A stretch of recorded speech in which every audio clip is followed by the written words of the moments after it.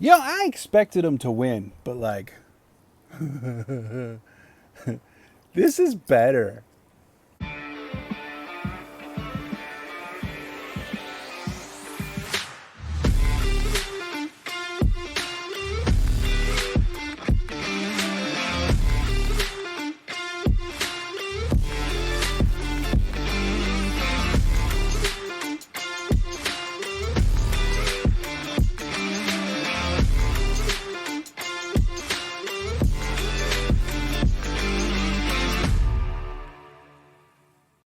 Good evening, everyone, and welcome to a post-game episode of Lombardi Time Brews. I am your host, John Del Rey. Yes, I am coming to you live from my parents' basement. Don't judge me. I'm here for a family Christmas, and I'm stepping away in order to give my reaction to the Packers absolutely positively dismantling the Minnesota Vikings, not just taking the win, but taking all kinds of morale from that team over there, that land of 10,000 lakes.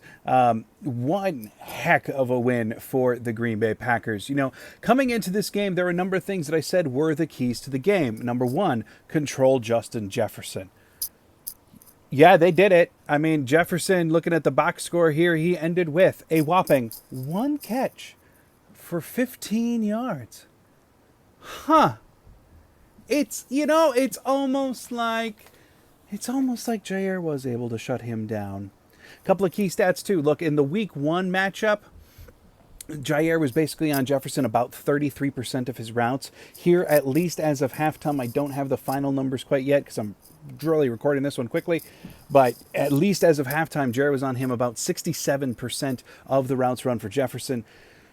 We didn't think that it was going to be this absolute shadowing by Jair, right? But we did expect some kind of increase. Then you see the safety play over the top. On the whole, the safeties played remarkably better than we have seen in recent weeks by the Packers. Amos still at times did look a step slower than we've seen him historically, but still overall better coverage. Savage coming in, making plays, completely and utterly earning his way back from that demotion, and then winding up with a pick six today, of all things. And then you've got Rudy Ford, who always just seems to be in the right place at the right time. And even if he's not, his speed a lot of times does make up for it. But beyond that, we also talked about the other key for the Packers defense is to create pressure up the middle. Now, let's not take it for granted that the Minnesota Vikings, who are already operating with their second-string center for this game, lost him very early on in the game and had to do a good portion with their number 3 center. Let's not discount just how important that is for the Vikings line and how much easier that is for the Packers. But hey, it worked. I mean, they continued to get pressure up the middle, but not only that. Hollins coming around the edge. Preston Smith had a pretty good game coming around the edge. The strength of the Vikings offensive line for most of the season has been in Christian Darrisaw mostly, but as well as the other tackles. And the Packers still were able to make plays on Kirk Cousins. Speaking of Kirk Cousins, I saw a lot of stuff before this game about how Kirk having a great year is now better than Aaron Rodgers. So, let's check on that. Kirk Cousins ended the game with 18 of 31, 205 yards, 1 touchdown, 3 interceptions. Well,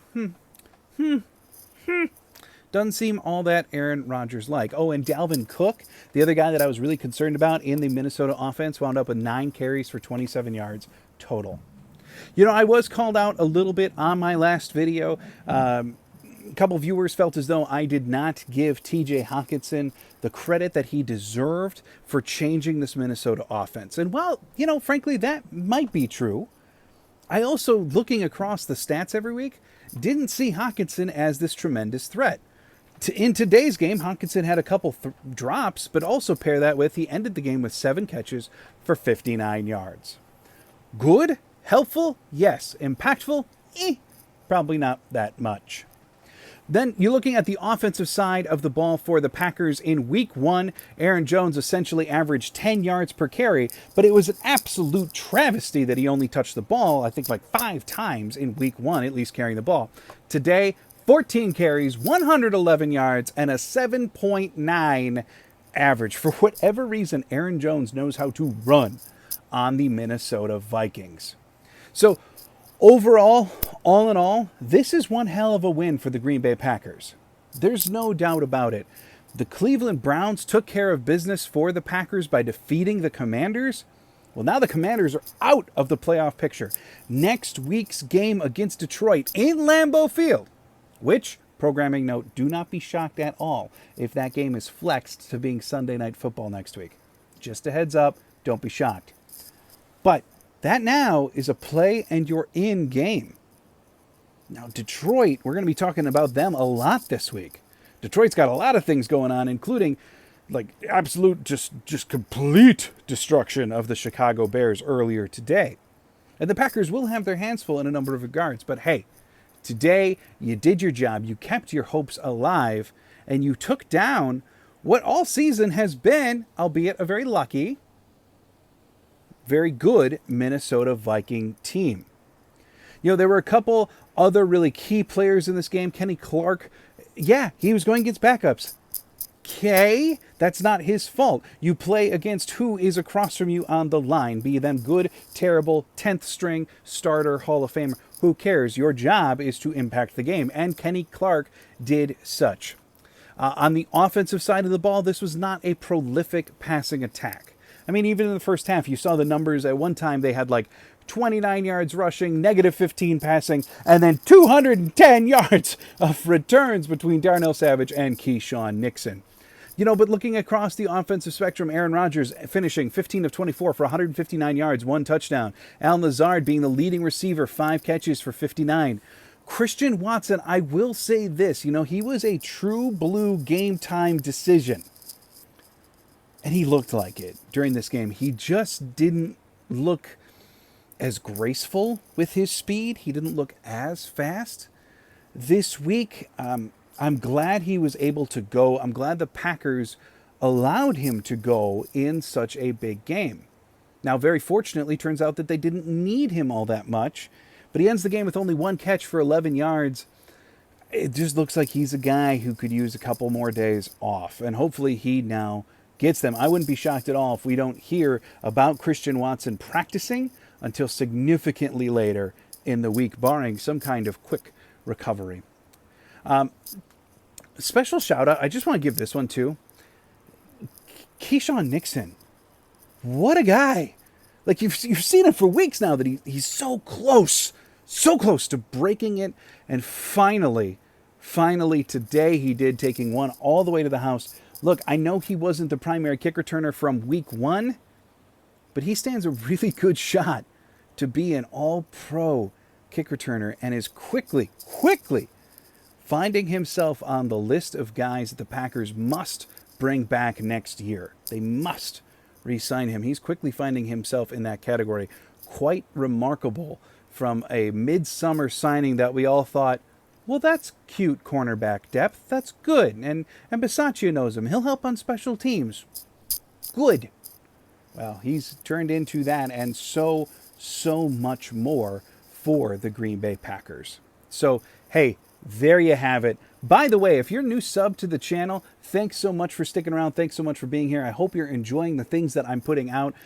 If you do like it, just one favor to ask: hit like, hit share, hit subscribe. I know it's cliche. I get it. But like, it's part of the gig, right? To say, hey, hit the buttons. Help. Let's bring more people here. So thanks so much for tuning in today. Really hope you're enjoying your time here on Lombardi Time Brews. I know I am. I know 41-17 wins over the Minnesota Vikings. Oh, it makes this so much better. So thank you. Thanks for tuning in today. Thanks to the Green Bay Packers for making 2023 off to a fantastic start, keeping their playoff chances alive. So thanks for being here. Hope you are having a great New Year's. I will be back tomorrow after rewatching this game to give my shout-outs and get-outs. Who are the players who stood out and who are the players who should get out? I think the shout-out list may be a little bit longer than the get-out list this week. So I will see you tomorrow. Hope you have a wonderful night tonight. I'm going to go get back to my family Christmas, but thanks for checking out the video. And as always, go Pack Go.